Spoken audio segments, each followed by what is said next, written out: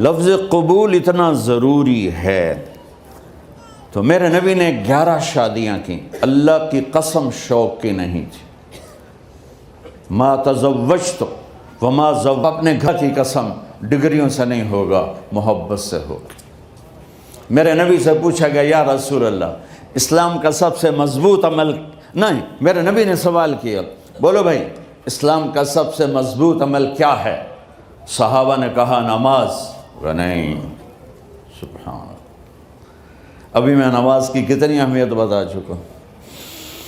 انہوں نے عرض کیا جہاد، آپ نے فرمایا نہیں۔ تو صحابہ نے عرض کیا روزہ، آپ نے فرمایا نہیں۔ اللہ اکبر۔ اپنے گھر سے ٹونٹنگ نکال دو۔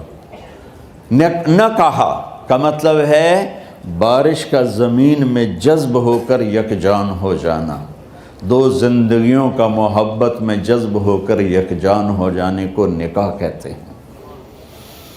نہ کہا آنکھوں میں نیند کا اتر کے سلا دینا، نہ کہا خامد اور بیوی کا ایسی محبت دینا کہ چین کی نیند آ جائے، نہ کہا اعتماد کرنا، بھروسہ کرنا، خامد بیوی پہ بھروسہ کرے، بیوی خامد پہ بھروسہ کرے، اے نوے لوک کے فون چیک ہو رہے ہوئے کال کتنے کی تھی، کال کتنے کی تھی۔ عزت دو، اعتماد کرو۔ چوتھا مطلب درخت کا چھاؤں بنا دینا، نہ کہا میاں اور بیوی، خامد اور بیوی کا محبت کی ایسی چھاؤں بنانا کہ اس کے نیچے اولاد کا پودا خوبصورتی سے پیدا ہو سکے۔ نہ کہا، صرف لفظ نکاح کے مطلب بتا رہا ہوں، نہ کہا مریض کو، کدھر ڈاکٹر بیٹھے ہیں میرے سامنے بیٹھے ہیں، مریض کو دوا ایسی دینا کہ وہ شفا یاب ہو جائے، آپس کے ایسے تعلق بنانا کہ زندگی کو شفا مل جائے۔ میرے بھائی بہنوں، میں آپ کو اپنے نبی کی زندگی بتا رہا ہوں۔ میرے نبی نے 11 شادیاں کی، اللہ ذوالجلال کی قسم، صرف ہمیں زندگی سکھانے کے لیے کہ گھر کی زندگی کیسے ہوتی ہے اور اولاد کو کیسے پالا جاتا ہے۔ اب لوگ کیا مجبوریاں ہیں کہ عورت بھی جاب کرتی ہے، مرد بھی جاب کرتا ہے۔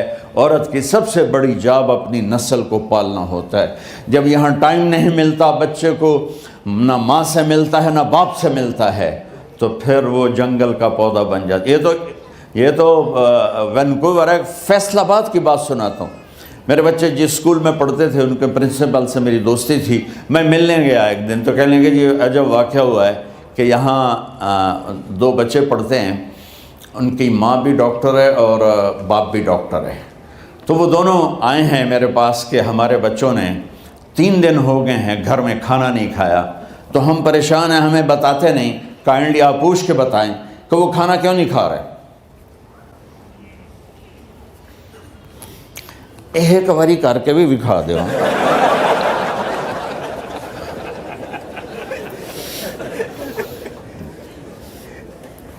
ہمارا دین اتنا خشک نہیں، ہمارے مولوی صاحبان نے زیادہ خشک بنا دیا۔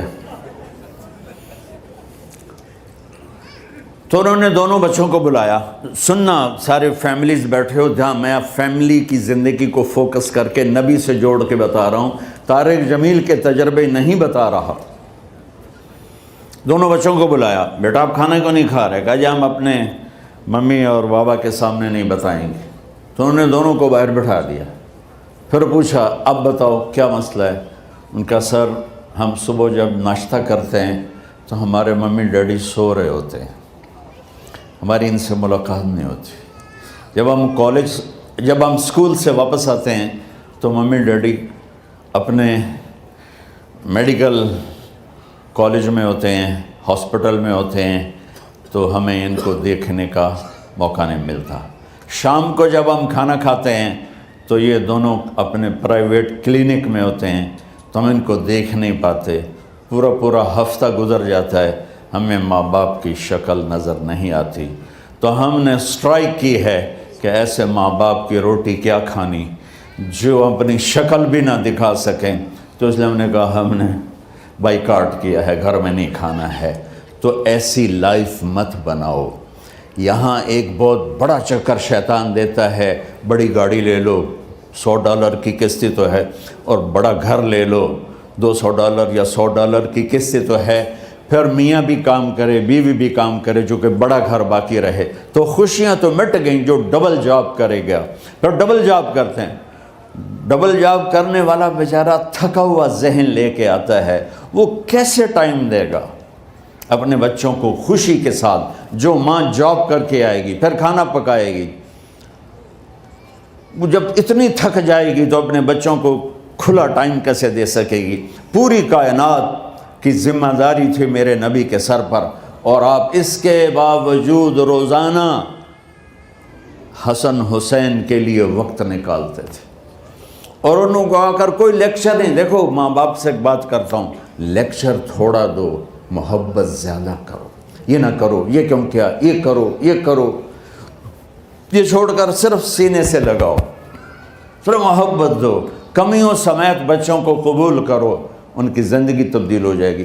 اتنے بڑے نبی، اتنی بڑی ذمہ داری، اور اتنا درد سینے میں کہ آپ کے سینے سے ایسے ابلنے کی آواز آتی تھی جیسے ہانڈی ابلتی ہے، اس کے باوجود آپ روزانہ کہتے این اللقا، میرے شرارتی بچے کدھر ہیں؟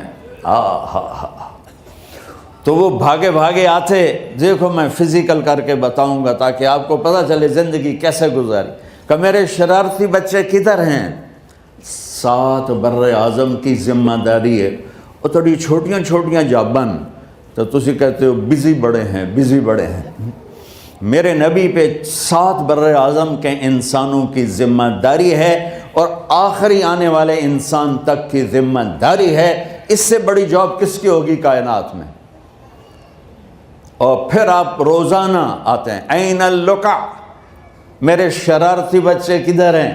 تو حسن حسین بھاگے بھاگے آتے، آپ ان کے لیے یوں ہو جاتے تھے، آؤ بھائی میری کمر پہ چڑھ جاؤ۔ اپنے نبی کی عظمت کو جانو کہ انہوں نے زندگی کیسے سکھائی۔ چاند کے 2 ٹکڑے کر دینا کوئی معمولی بات ہے، آسمان چیر کے چلے جانا معمولی بات ہے، ایک زندگی سکھا کے جانا سب سے بڑی بات ہے۔ کتنی اولاد سیکھو، یہ اتنے بڑے نبی ہو کر آپ یوں ہو رہے ہیں جیسے میں نے آپ کو کر کے دکھایا۔ دونوں کو اوپر بٹھا لیتے اور کمرے میں چکر لگاتے تھے، پھر یوں کر کے پوچھتے تمہارا اونٹ کیسا ہے؟ سوال۔ پھر دونوں کو اتار دیتے اور اپنی نواسی زینب، جن کو حضرت علی کی وراثت ملی، کس کی؟ علم کی، فصاحت اور بلاغت کی، ان کو کمر پہ بٹھا لیتے اور اکیلی زینب کو پورے گھر میں چکر لگواتے تھے۔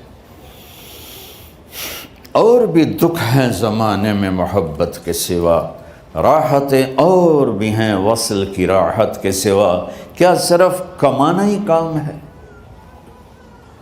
ادھار کی زندگی سے بچو، خوش و خرم رہو، اس کو قسط دینی ہے، یہ قسط دینی ہے، یہ قسط دینی ہے، یہ دینی ہے، سر میں درد نہیں ہوگا تو اور کیا ہوگا؟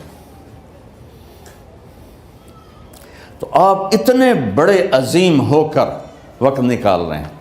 اور حضرت ابو ہریرہ فرماتے ہیں میری آنکھوں نے دیکھنا سارے کہ آپ نے کبھی حسن کبھی حسین، یہاں جیسے مائیں کرتی ہیں، ادھر کھڑا کیا ہوا ہے اور جھولا جھولا رہے ہیں ایسے، اور ان کے دونوں ہاتھ پکڑ کر کہہ رہے ہیں آ جاؤ، اوپر آ جاؤ، اوپر آ جاؤ، آگے پہاڑی ہے، اوپر آ جاؤ، آگے پہاڑی ہے۔ تو ایسے ایسے آتے، اور اوپر آؤ، وہ یہاں آ جاتے، آگے آؤ، وہ یہاں آ جاتے، آگے آؤ، وہ یہاں آ جاتے، تو پھر آپ یوں ہو جاتے، آگے آؤ، تو چڑھتے چڑھتے یہاں آ جاتے، وہ یہاں آ جاتے، تو آپ ان کے ہاتھ فکس کر کے آگے بڑھ کر ان کے ہونٹوں کا بوسہ لیتے اور کہتے یا اللہ میں ان سے پیار کرتا ہوں، تو بھی ان سے پیار فرما۔ بھائیو اللہ کی قسم، پیسے سونے چاندی سے زندگی میں خوبصورتی نہیں آتی، نبی کی غلامی سے زندگی میں خوبصورتی آتی ہے۔ اتنے بڑے نبی ہیں اور حضرت عائشہ سے کہہ رہے ہیں دوڑ لگائیں۔ یہاں کسی مولانا سے پوچھو اپنی بیوی سے کبھی کہا اس نے کہ دوڑ لگائیں؟ الٹو سوٹا لے تو کھلو جائے گا. عائشہ دوڑ لگائیں. اور واپسی کہاں سے ہو رہی ہے؟ دوڑ کہاں لگ رہی؟ جہاد کے سفر سے واپسی ہو رہی. اور آپ نے اپنے صحابہ سے کہا سب آگے چلے جاؤ. جب سارے آگے چلے گئے اور کوئی نظر نہیں آ رہا تو آپ نے کہا عائشہ آؤ دوڑ لگائیں. تو حضرت عائشہ کہتے ہم نے دوڑ لگائی تو میں آگے نکل گئی لیکن ابھی پیچھے رہ گئے. کچھ سال گزرے تو پھر ہم سفر سے واپس آ رہے تھے تو آپ نے صحابہ سے فرمایا سب آگے چلے جاؤ. چلے گئے. آپ نے کہا عائشہ دوڑ لگائیں؟ آپ کہ جی لگائیں. کون دنوں میں ذرا موٹی ہو گئی تھی تو پھر اللہ کے نبی آگے نکل گئے میں پیچھے رہ گئی. تو